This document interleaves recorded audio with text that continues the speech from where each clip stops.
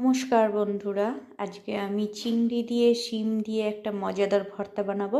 তার জন্য আমি প্রথমে কয়েকটু চিংড়ি মাছ ভালো করে ধুয়ে নুন হলুদ মেখে আর একটু সামান্য সর্ষের তেল দিয়ে ম্যারিনেট করে রেখেছিলাম। তারপরে আমি মাছটাকে ভেজে নেব। কড়াইতে তেল গরম করে সামান্য কালো জিরা, শুকনো লঙ্কা আর একটা কাঁচা লঙ্কা ফোড়ন দিয়ে মাছ দিয়ে ভেজে মাছ যখন ভাজা ভাজা হয়ে যাবে তখন আমি একটা গোটা পেঁয়াজ কুচি করে কেটে এর মধ্যে দিয়ে দেবো। একটু রসুন দেব আর সামান্য একটু আদা কুচি কুচি করে দেব। দিয়ে আমার পুরো বিষয়টা রান্না হয়ে গেলে আমি এটা ঠান্ডা করে মিক্সিতে পেস্ট করব। জল ছাড়াই পেস্ট করব, জল দিলে পেস্টটা একদম অন্যরকম হয়ে যাবে, মানে তার কনসিস্টেন্সিটা বেড়ে যাবে। তো আমি এরকম করে, আর শিমটা পাশাপাশি আমি সেদ্ধ করে নিয়েছিলাম। শিম সেদ্ধ করে একটু ঠান্ডা করে শিমটা আমি হাত দিয়ে মাখবো। হাত দিয়ে যতটা করা যায় ততটা ম্যাশ করতে হবে।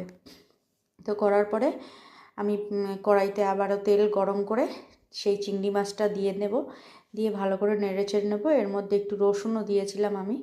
তো দিয়ে ভালো করে চিংড়ি মাছ নেড়ে চেড়ে চিংড়ি মাছ চারিদিকে সাইড করে রেখে মাঝখানে ওই শিমটা আমি দিয়ে দেবো। তার মধ্যে নুন হলুদ সামান্য পরিমাণে দেব, দিয়ে ভালো করে নাড়বো।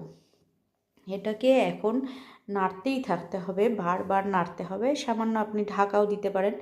যেহেতু সব কিছুই সেদ্ধ হয়ে গেছে, পুরো বিষয়টাই রান্নাই হয়ে গেছে, এখন শুধু এটা লো টু মিডিয়াম ফ্লেমে কষাতে হবে।